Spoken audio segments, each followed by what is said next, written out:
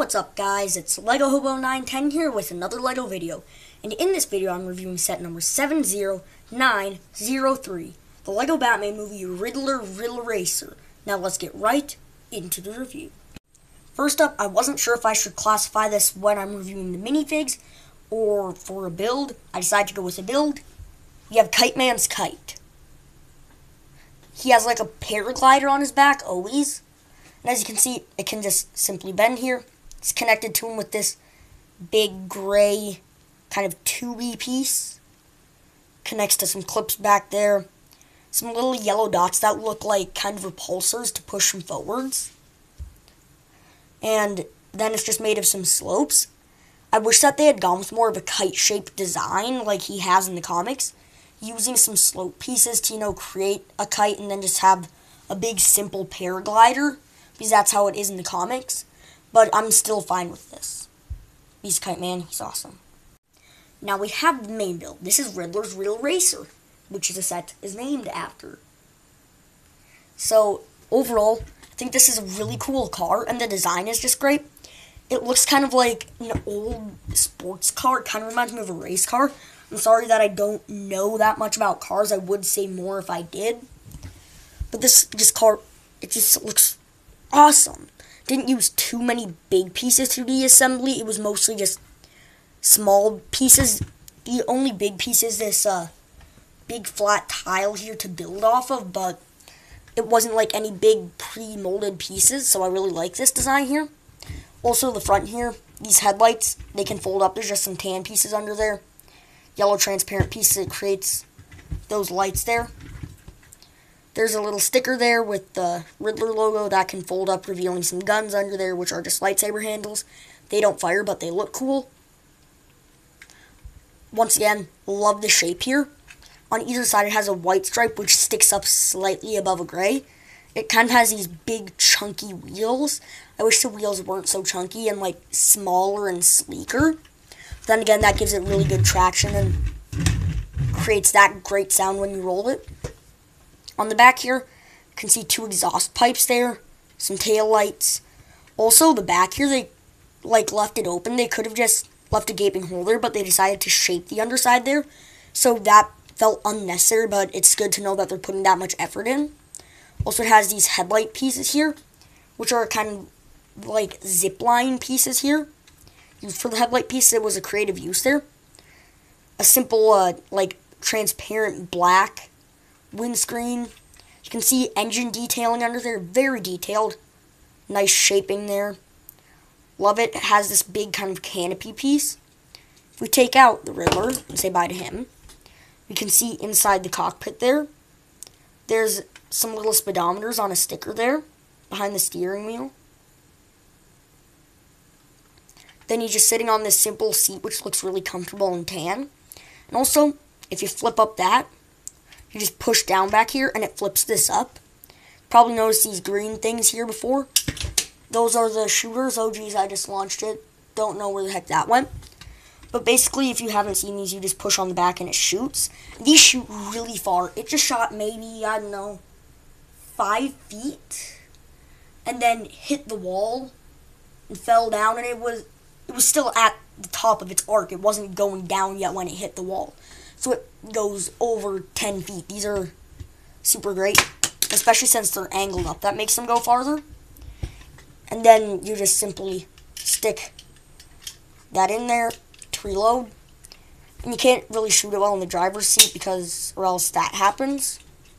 But overall, cool, and those missiles, they go far.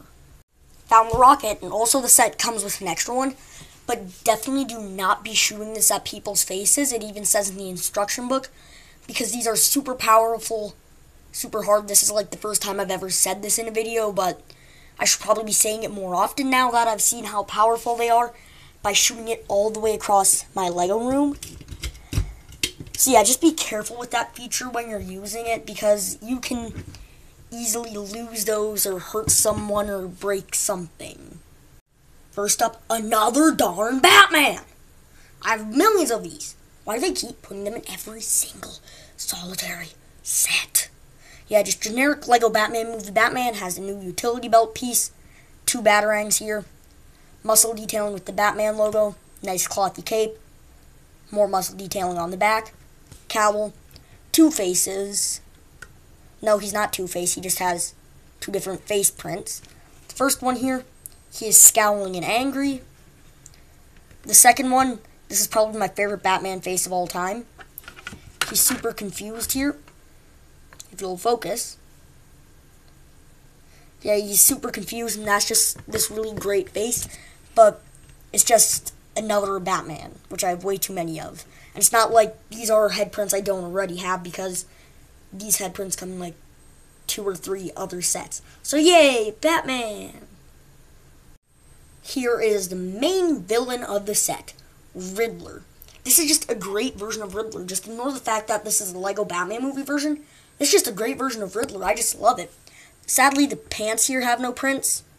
That's kind of sad. I wish they had, like, something. I'm not sure what, but something. The top here, it's all covered in question marks, even the arms and the back. So that was very well done. And then he has, like, a fairly simple suit print with a green tie, green jacket, nothing really special there except for the fact that it's all covered in question marks. Love this staff. It's just a short gold bar piece attached to this exclusive question mark piece. Pretty sure it's exclusive at least.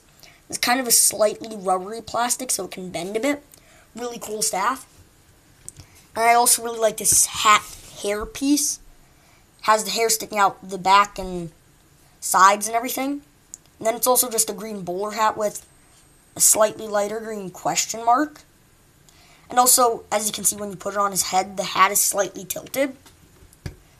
Taking that off allows you to see the face prints a bit better. First one here, it actually kind of looks like if Robin wore a purple mask. Because it looks kind of like Robin's mask. He just has kind of an evil smirk here. Here, he looks really mad and angry. It's just great. Now on to the thing I really love about the Lego Batman movie series. It's the interesting villains. First up, we have Calendar Man. If you look right there, you can see kind of a calendar sash around his waist, which carries onto the hips. And it has a bunch of numbers on it.